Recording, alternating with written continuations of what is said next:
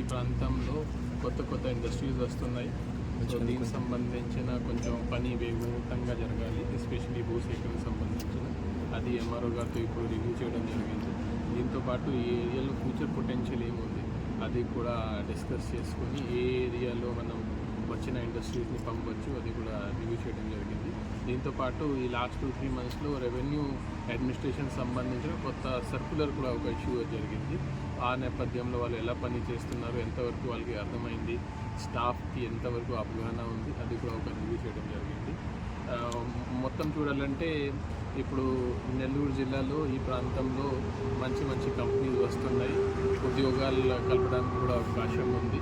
So ఓవరాల్గా చాలా potential area ఇది. మన జిల్లాలో ప్లానింగ్ చేస్తున్నప్పుడు అది మైండ్లో పెట్టేసి మన జిల్లా ప్లాన్ తయారు చేస్తున్నాము. సో ఈరోజు ఆఫీసర్స్తో మాట్లాడినప్పుడు వాళ్ళు కొంచెం ఎఫెక్టివ్గా చెప్పగలిగారు. సో ఓవరాల్గా కరెక్ట్గా చేస్తున్నారు.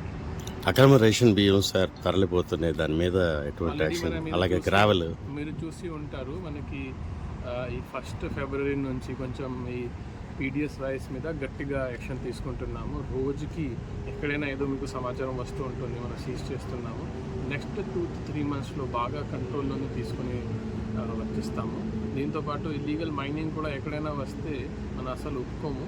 గవర్నమెంట్కి సీనరేజ్ లాస్ కానీ ఎటువంటి ఏమి ఒప్పుకోము, కేసెస్ కూడా కట్టడం జరుగుతుంది. ఎస్పీ గారితో కూడా ఎస్పెషల్గా మాట్లాడడం జరిగింది. సో మనం ఇంకా దీని మీద ఇంకా ఎక్కువ ఫోకస్ పెట్టాల్సింది, ఇది కూడా పెట్టేసి ఎక్కడ కూడా గవర్నమెంట్కి ఎటువంటి లాస్ లేకుండా చర్యలు తీసుకోవడం జరిగింది. ఈరోజు అది కూడా ఇప్పుడు విజిట్ చేశాను. సో బిత్తిగుంట రైల్వే స్టేషన్ దగ్గర ఆల్మోస్ట్ 500 acres రైల్వే ల్యాండ్ ఉంది సార్.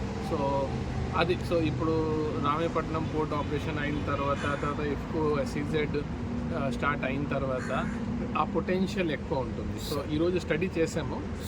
ఇప్పటి వరకు ప్రపోజల్ అంటే ఆనరబుల్ ఎంపీ గారు లెటర్ రాశారు, అన్నీ జరిగింది. కానీ ఆన్ పేపర్ ఏమీ లేదు.